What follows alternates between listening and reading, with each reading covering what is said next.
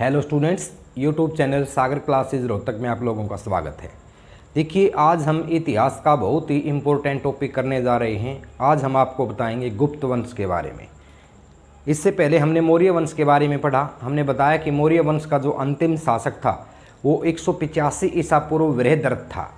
185 ईस्वी पूर्व वृहदर्थ अंतिम शासक था। उसके बाद में मौर्य वंश का पतन हो जाता है और 185 ईस्वी पूर्व से स्टार्ट होकर के 240 ईस्वी तक, 240 ईस्वी तक ये लगभग ये मानिए आप 600 वर्ष, 400 साढ़े 400 वर्ष तक भारत में राजनीतिक एकीकरण जो था वो नहीं था भाई। मौर्य वंश की स्थापना पतन के बाद में छोटे छोटे रजवाड़ों में भारत फिर से बट गया। इसके बाद में 240 ईस्वी में एक छोटा सा राजा होता है श्रीगुप्त। उसने एक क्षेत्रीय प्रशासन को थोड़ा सा विस्तार दिया, लेकिन ज़्यादा विस्तार उसने नहीं दिया। एक निश्चित दायरे में ही वो रहा, लेकिन सिर्फ एक गुप्त वंश का संस्थापक कहलाया। तो देखिए, आज जो हम चर्चा करेंगे मौर्य वंश के पतन के बाद में गुप्त वंश अस्तित्व में आता है और इनके बीच में काफ़ी टाइम पीरियड का अंतर है। 400 साढ़े 400 साल का इनके बीच में अंतर है। तो आज जो मैं चर्चा करूंगा स्टूडेंट्स, वो करूंगा गुप्त वंश की। स्टार्ट करने से पहले बता दें, सारे के सारे लेक्चर आपको खरब defence academy private limited Rohtak की तरफ से दिए जा रहे हैं, जो कि सेला बाईपास रोहतक पर स्थित है। और गारंटी बैच यहाँ पर चलते हैं स्टूडेंट्स। काफ़ी निम्न फीस में, काफ़ी उम्दा, कम समय में काफ़ी अधिक इन्होंने सिलेक्शनें दिए हैं। तो एक बार ज़रूर आप विजिट कीजिए वहाँ भी, सेला बाईपास के ऊपर बालाजी वाली गली में खरब डिफेंस एकेडमी प्राइवेट लिमिटेड, उस सेंटर की तरफ से ही आप लोगों को ये लेक्चर दिए जा रहे हैं। तो आओ भी मिल करके करते हैं स्टूडेंट्स गुप्त वंश। देखिए, सबसे एक एक शब्द स्टूडेंट्स महत्वपूर्ण है। पेन कॉपी लेकर के बैठिए, लिखिए। देखिए, प्राचीन भारतीय इतिहास का स्वर्ण काल था। जो गुप्त वंश था स्टूडेंट्स, इसको प्राचीन भारतीय इतिहास का स्वर्ण काल कहा गया है। और यदि मैं इसके संस्थापक की चर्चा करूं, इसका संस्थापक श्रीगुप्त था, जो 240 ईस्वी से 280 ईस्वी तक रहा और बाद में 280 ईस्वी से 319 ईस्वी तक घटोत्कच रहा भाई। यानी कि संस्थापक श्रीगुप्त 240 से 280 और 280 से 319 ईस्वी घटोत्कच। ये ज़्यादा विस्तृत नहीं थे, लेकिन संस्थापक थे। श्रीगुप्त के बारे में एक ही प्रश्न इंपॉर्टेंट बनता है कि भाई मौर्य वंश का संस्थापक कौन था स्टूडेंट्स, वो श्रीगुप्त था। दूसरा प्रश्न फिर से संस्थापक का ही बनता है, वास्तविक संस्थापक चंद्रगुप्त प्रथम था। वास्तविक संस्थापक चंद्रगुप्त प्रथम था, जो 319 से 335 ईस्वी तक रहा। 319 से 335 ईस्वी तक रहा। इसको वास्तविक संस्थापक क्यों कहा गया है? क्योंकि चंद्रगुप्त प्रथम के समय में गुप्त साम्राज्य का विस्तार हुआ। इन्होंने गुप्त साम्राज्य के विस्तार के लिए वैवाहिक जो तरीका भी अपनाया। लिच्छवी राजकुमारी कुमार देवी से इन्होंने विवाह किया, जिसके कारण से इसको जो है वैशाली का राज्य प्राप्त हुआ। लिच्छवियों के पास उन दिनों 2 राज्य होते थे, एक तो नेपाल का राज्य और एक ये आपका नेपाल का राज्य और भी आपका नेपाल का राज्य तथा वैशाली का राज्य। 2 राज्य होते थे, तो वैशाली का राज्य इनको प्राप्त हुआ था।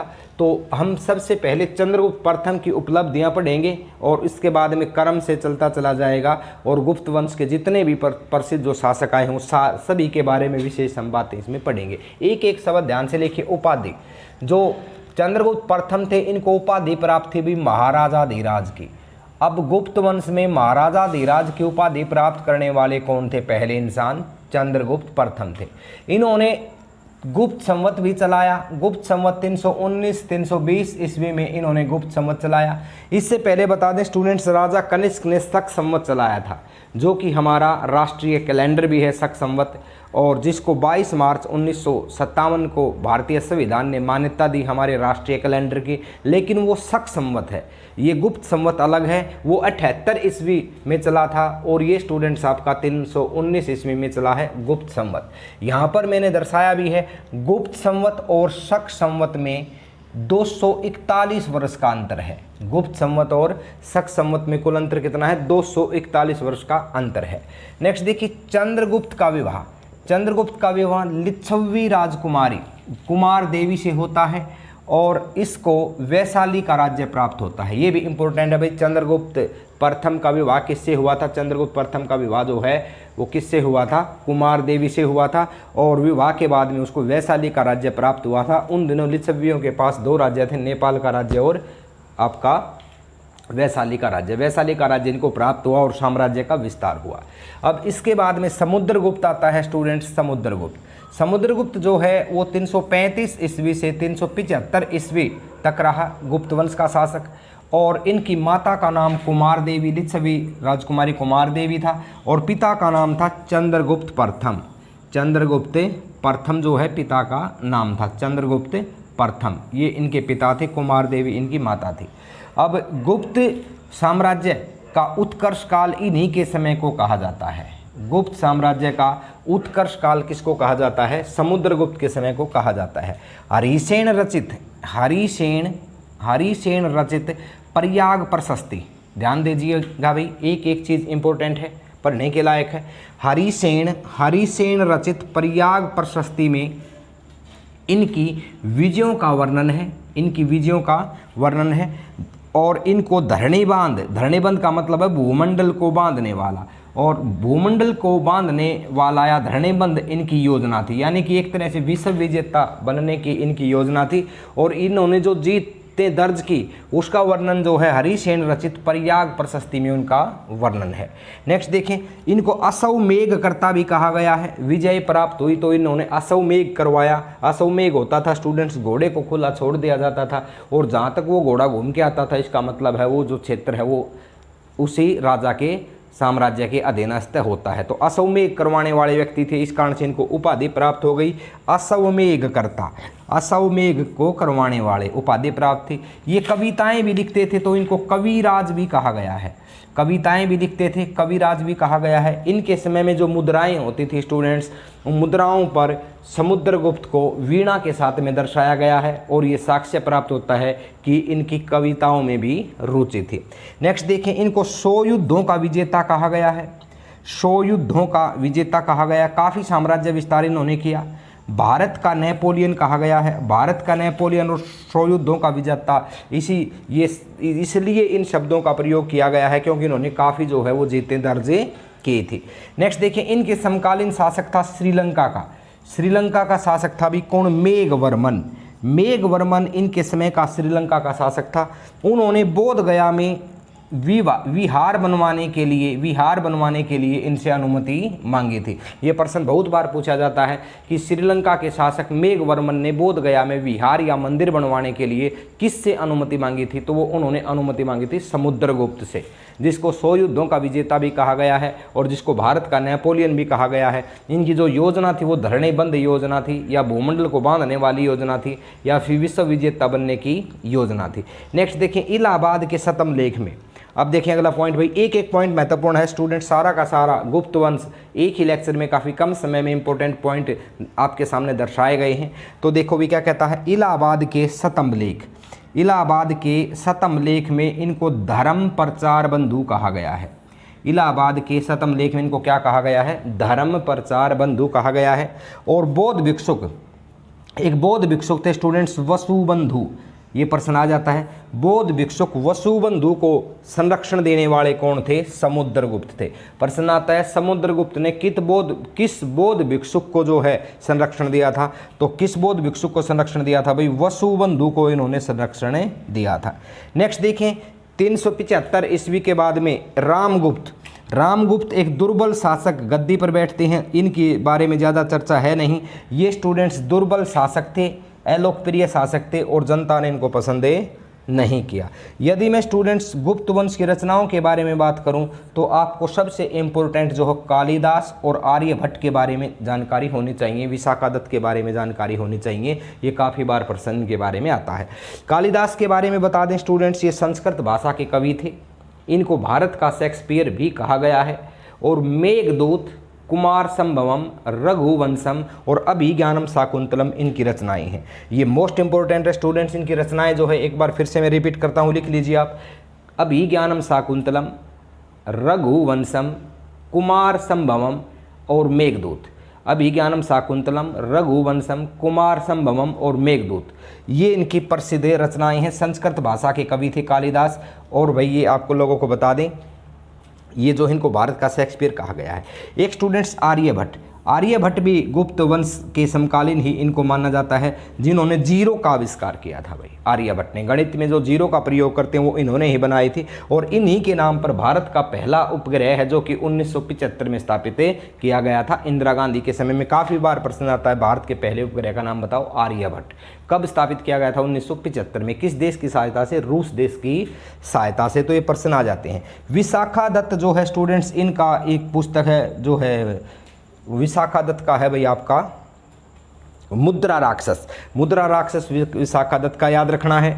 आर्यभट्टम और सूर्य सिद्धांतम इनका ध्यान में रखना है। और अभिज्ञानम शाकुंतलम, रघुवंशम, कुमार संभवम और मेघदूत इनके ध्यान में रखनी है। 5-6 किताबें आपको ध्यान में, 7 किताबें आपको ध्यान में रखनी है। सबसे ज़्यादा बार प्रश्न यहाँ से पूछे जाते हैं। मैं एक बार फिर से रिपीट करवा देता हूँ।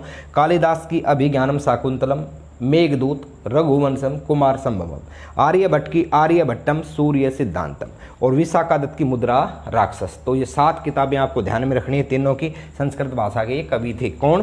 कालिदास। इसके बाद में देखिए समुद्रगुप्त के बाद में स्टूडेंट्स में चर्चा करूंगा किसकी? चंद्रगुप्त द्वितीय की। चंद्रगुप्त द्वितीय को जो उपाधि प्राप्त थी वो थी स्टूडेंट्स आपके विक्रमादित्य की। विक्रमादित्य इनको जाना जाता है, विक्रमादित्य के नाम से भी जाना जाता है। नेक्स्ट इनको देवराज भी कहा गया है। इसको चंद्रगुप्त द्वितीय विक्रमादित्य को देवराज भी कहा गया है, देवगुप्त भी कहा गया है और घाव भी कहा गया है। घाव और देवगुप्त या देवराज जो मेहरौली का लोह स्तंभ है उनके ऊपर ये नाम दर्शाए गए हैं, जो कि चंद्रगुप्त द्वितीय के ही नाम हैं। इनके अन्य नामों में भी चंद्रगुप्त द्वितीय के अन्य नामों में विक्रमादित्य, देवराज, देवगुप्त और घाव इनके अन्य नाम थे। नेक्स्ट देखें भी, इनकी 2 राजधानियां थी, एक तो पाटलिपुत्र व उज्जैनी। पाटलिपुत्र और उज्जैनी इनकी राजधानियां थी और दोनों ही उस समय शिक्षा के बहुत बड़े केंद्र थे। चंद्रगुप्त द्वितीय के समय में तक्षशिला, ये आपका पाटलिपुत्र और उज्जैनी जो है दोनों ही बहुत बड़े शिक्षा के केंद्र थे। नेक्स्ट देखें भाई, इनके समय में ब्राह्मण धर्म जो है वो उत्कर्ष पर था। चंद्रगुप्त विक्रमादित्य के समय में ब्राह्मण धर्म उत्कर्ष पर था। इनके काल को, इनका जो काल है वो साहित्य व कला का स्वर्ण युग कहलाता है।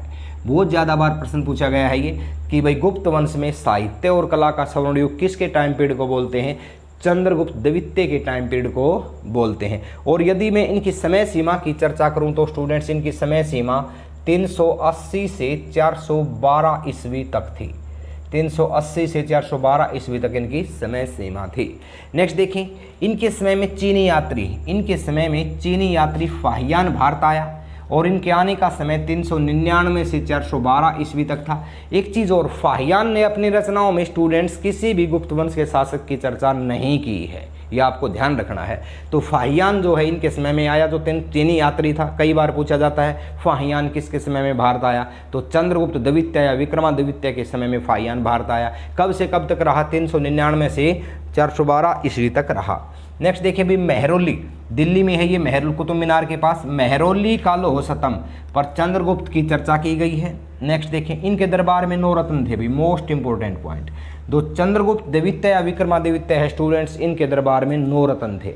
भारत के इतिहास में 2 ही ऐसे शासक रहे हैं जिनके दरबार में 9 रत्न थे। एक तो रहा है अकबर, जिसके दरबार में 9 रत्न थे। जिस तरह से आपका भाई टोडरमल था, या फिर आपका बीरबल था, फेजी था, अबुल फजल था, तो उनके समय के हम अकबर के समय अकबर करवाएंगे तब वो बताएंगे उनके समय के 9 रत्न। और चंद्रगुप्त विक्रमादित्य के समय में भी 9 रत्न थे। प्रश्न आता है अकबर को छोड़कर किस भारतीय राजा के अधीनस्थ 9 रत्न थे, तो वो चंद्रगुप्त विक्रमादित्य के समय के 9 रत्न थे। कौन कौन से थे? एक तो था कालिदास, जो जिसकी चर्चा मैं कर चुका हूँ। एक धनवंतरी, ये दोनों प्रसिद्ध है, ये चिकित्सक थे उस समय के, बहुत ही बड़े वैद्य माने जाते हैं धनवंतरी। और इसके अतिरिक्त अक्षपणक, अमर सिंह, शंकु, बेताल भट्ट, घटपर्रख, वराहमिहिर और भाई वररुचि। यहाँ से इस तरह से प्रश्न बन सकता है। कालिदास और धनवंतरी को तो आप विशेष याद रखिए, इनके क्षेत्र भी याद रखिए। और नहीं तो इस तरह से प्रश्न बनेगा कि निम्न में से कौन सा एक 9 रत्न चंद्रगुप्त विक्रमादित्य के समय का नहीं था। तो ये नाम आपको ध्यान में रखने हैं सारे के सारे। नेक्स्ट देखें भाई, इसके बाद में 412 के बाद में कुमारगुप्त गद्दी पर बैठते हैं। कुमारगुप्त, इनके समय में काफ़ी हूणों के आक्रमण हुए हैं और इन्होंने उन आक्रमणों को दबाया भी है। तो देखिए कुमारगुप्त की समय सीमा 412 से 454 ईस्वी तक थी। इनकी माता का नाम ध्रुव देवी था और पिता का नाम चंद्रगुप्त द्वितीय था। इनको महेंद्र द्वितीय की उपाधि भी प्राप्त थी।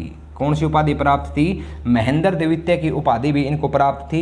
इनके समय में काफ़ी हूण आक्रमण हुए हैं। हूणों की एक आक्रमणकारी जाति थी हूण, इनके समय में काफ़ी बार उसने आक्रमण किए हैं। और इनके समय में स्टूडेंट्स इन्होंने मयूर आकृति के सिक्के भी बनवाए हैं।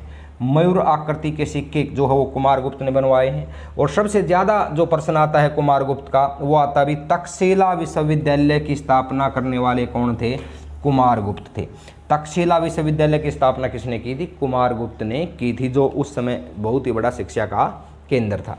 नेक्स्ट देखें भी सकंदगुप्त। अब कुमारगुप्त के बाद में सकंदगुप्त बैठते हैं गद्दी पर। एक ढंग से देखा जाए तो सकंदगुप्त के समय ही गुप्त वंश का पतन शुरू हो जाता है। ये प्रमुख शासकों में सकंदगुप्त अंतिम शासक थे, प्रमुख शासकों में। वैसे इसका जो अंतिम शासक था वो था भी विष्णुगुप्त, आगे बताएंगे हम इसके बारे में। तो देखिए सकंदगुप्त स्टूडेंट्स 455 से 467 तक रहे। इनके बारे में प्रश्न आता है, इन्होंने सुदर्शन झील का पुनः निर्माण करवाया था भाई। सुदर्शन झील जो मौर्यों के द्वारा बनवाई गई थी उसका निर्माण इन्होंने पुनः करवाया था। इसके बाद में भानुगुप्त गद्दी पर आते हैं। भानुगुप्त के समय में सती प्रथा का प्रथम साक्ष्य मिलता है। देखिए मोस्ट इंपोर्टेंट पॉइंट है, भानुगुप्त के समय में सती प्रथा का प्रथम साक्ष्य मिलता है 510 ईस्वी में। और ये एरण अभिलेख में इसका वर्णन है भाई। एरण लेख जो था उसमें भानुगुप्त के समय में सती प्रथा का साक्ष्य मिलता है। अंतिम शासक जो थे स्टूडेंट्स इसके विष्णुगुप्त थे 570 ईस्वी पूर्व 570 ईस्वी में। और फिर इस वंश का पतन हो जाता है। ये था स्टूडेंट्स आपका गुप्त वंश। एक बार फिर से क्रमबद्ध तरीके से देख लीजिए।